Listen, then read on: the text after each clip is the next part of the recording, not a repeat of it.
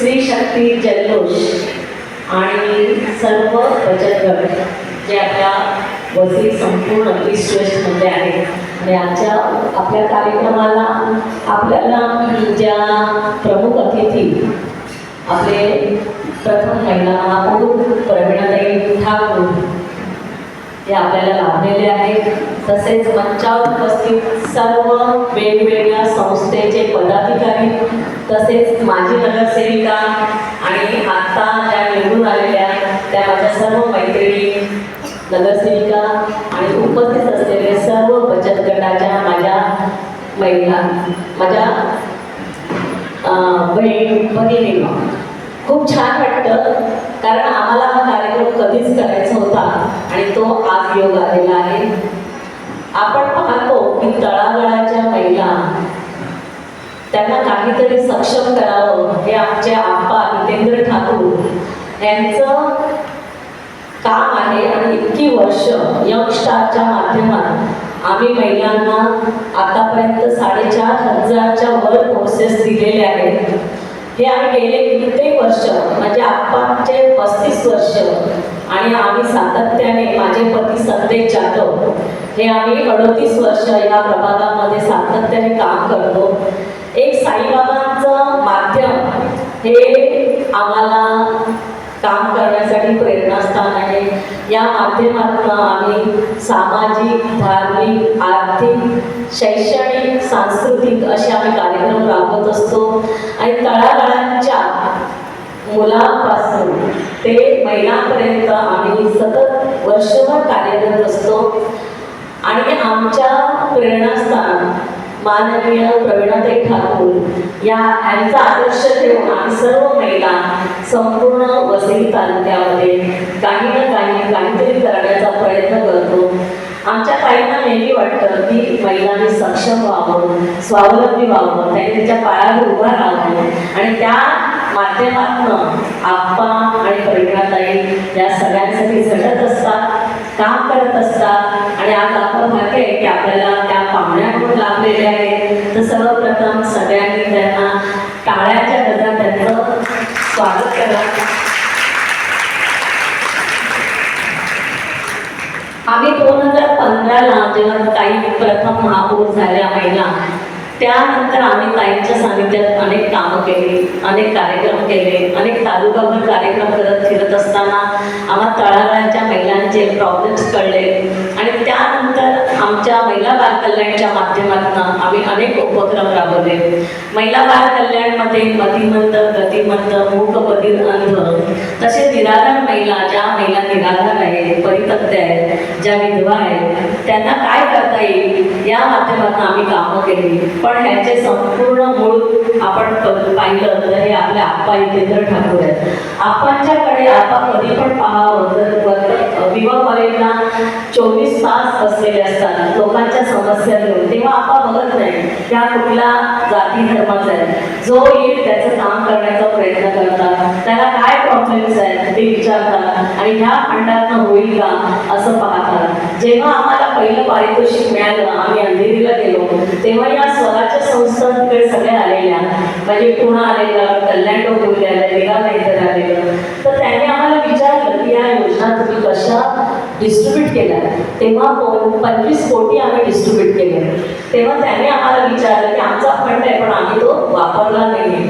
तेव्हा मग आम्ही सांगितलं आमचे आप्पा आहेत, आमदार आहेत, ह्यांना जे जे प्रॉब्लेम्स त्यांच्याकडे आले त्यांनी सांगितलं या महिला बाल कल्याणला देता येईल का, आणि त्या माध्यमातून आम्ही सगळ्यांना देण्याचा प्रयत्न केला आणि त्यावेळेला आम्हाला महिला बाल कल्याणला पहिलं पारितोषिक मिळालं. तर हे आपल्या वसई विरार शहर महानगरपालिकेसाठी गौरवाची गोष्ट आहे की असे आप्पा, असे आमदार आपल्याला लाभलेले आहेत आणि संपूर्ण त्यांची जी फॅमिली आहे ती आपल्या संपूर्ण वसई महानगरपालिकेमध्ये जेवढी लोक आहेत त्यांच्यासाठी झटण्याचा प्रयत्न करतात आणि ताई पण सतत महिलांसाठी काहीतरी करावं, त्यांना सक्षम करावं, त्यांना आपण एक काहीतरी व्यासपीठ द्यावं असे आम्ही आमच्या ताई होत्या भारतीताई देशमुख ह्यांनी एक उद्योजिका चालू केली आणि महिलांना पहिला आम्ही फराळाचं चालू केलं की महिला फराळ बनवतील आणि दिवाळीच्या वेळेला ते वाटप करतील आणि त्यावेळेला भरपूर तो उपक्रम चांगला चालला. व सुदैवाने ताई आता आमच्यात ताई देशमुख, पण त्यांच्या माध्यमातून पण आम्ही भरपूर उपक्रम राबवले आणि असेच उपक्रम आम्ही तुमच्यासाठी आज बबिता छेड आहे, ही चांगली महिला आहे, चांगलं काम करण्याचा प्रयत्न करते, गेली 5 वर्ष सातत्याने ती तुमच्यासाठी झटते, तिच्यासाठी एक टाळ्या व्हायला पाहिजे कारण ती तळागाळाच्या सगळ्या महिलांना घेऊन ती काम करते आणि आपल्याला असं वाटतं आपण घरामध्ये 2 महिला एकत्र राहू शकत नाही किंवा त्यांचे मतभेद असतात, विचाराची देवाणघेवाण असते, पण अशा या 500 महिलांना घेऊन चालणं आणि रोजचं त्यांचं पाहणं हे कठीण असतं. त्यामुळे बचत गट हा तुम्हाला जरी दिलाय, आता महानगरपालिकेच्या माध्यमातून ताई आणि भारतीताई देशमुख यांनी तेव्हा ती संकल्पना केली की जे ग्राउंड आहे ते आम्ही आमच्या महिलांना देऊ आणि मग तेव्हा तिथे पुरुष वर्चस्व होतं आणि त्यानंतर महिलांना ते गार्डन देण्यात आलं आणि तेव्हापासून आज सागायत महिला गार्डन चालवतात आहे. ही अभिमानाची गोष्ट आहे कारण हे क्षेत्र हे महिलांचं नव्हतं, हे पुरुष असायचे त्या ठिकाणी आणि तिथे आज महिला सगळे कार्यरत आहे की जेणेकरून महिलांना एक व्यासपीठ मिळावं, महिलांना उदरनिर्वाहासाठी पैसा यावा, त्यांचं अर्थार्जन वाढावं, हा त्याच्या मागचा उद्देश आहे. मी आजच्या दिवशी एवढंच बोलते की बबिता छेड आहे, ही अशी चांगली महिला आहे, ती खूप करण्याचा प्रयत्न करते, तिला आपण सगळ्यांनी सपोर्ट करावा. नक्कीच आम्ही एक तुम्हाला चांगलं व्यासपीठ देऊ.